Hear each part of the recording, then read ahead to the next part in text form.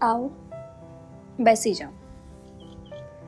આજે ચા પણ છે અને સમય પણ છે. પણ આજે એક નાનો ફેરફાર કરીએ.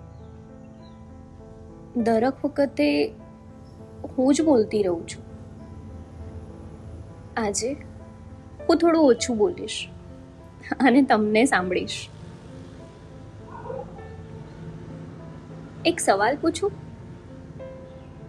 જો આજે કોઈ તમને વચ્ચે રોક્યા વગર, કોઈ સલાહ આપ્યા વગર પૂરી શાંતિથી સાંભળવા તૈયાર હોય, તો તમે સૌથી પહેલા શું કહો?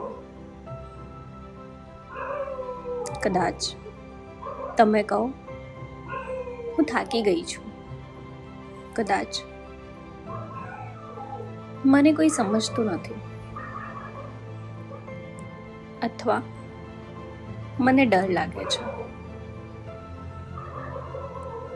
અને જાણો છો, આમાંથી એક પણ વાત કહેવામાં શરમ નથી. આપણે એવી દુનિયામાં જીવી રહ્યા છીએ જ્યાં દરેક પાસે બોલવા માટે સમય છે, પણ સાંભળવા માટે બહુ ઓછા લોકો છે.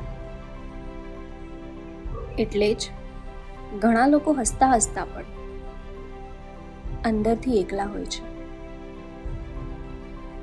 કારણ કે એમને કોઈ એવું નથી મળતું જે ફક્ત સાંભળે, જવાબ ન આપે, ફક્ત સાંભળે.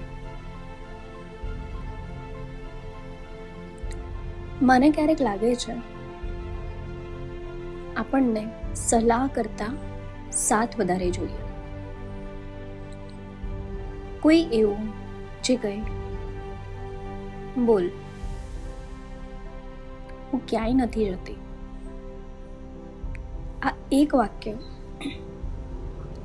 ક્યારેક આખો દિવસ બદલી નાખે છે. તો આજે એક નાનકડું કામ કરવાનું છે. આ વિડીયો પૂરો થાય પછી કોઈને ફોન કરવો જરૂરી નથી. કોઈને મેસેજ કરવો પણ જરૂરી નથી. પહેલા પોતાની સાથે બેસજો અને મનમાં જે પણ ચાલી રહ્યું છે એને ભાગવા ન દેજો, એને આવવા દેજો. કારણ કે જે લાગણીઓ આપણે સ્વીકારતા નથી ને, એ જ આપણને સૌથી વધારે થકવી નાખે છે.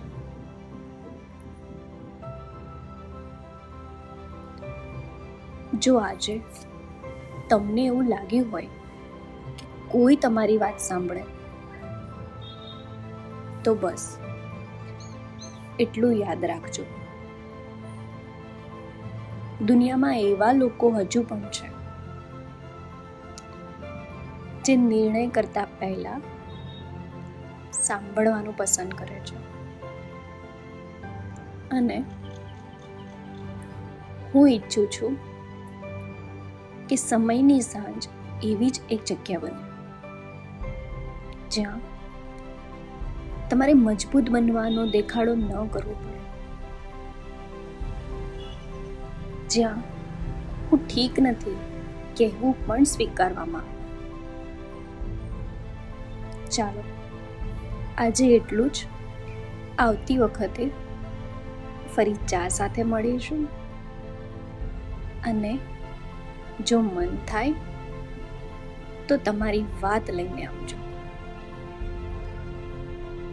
હું સાંભળવા તૈયાર રહીશ. સમયની સાંજમાં.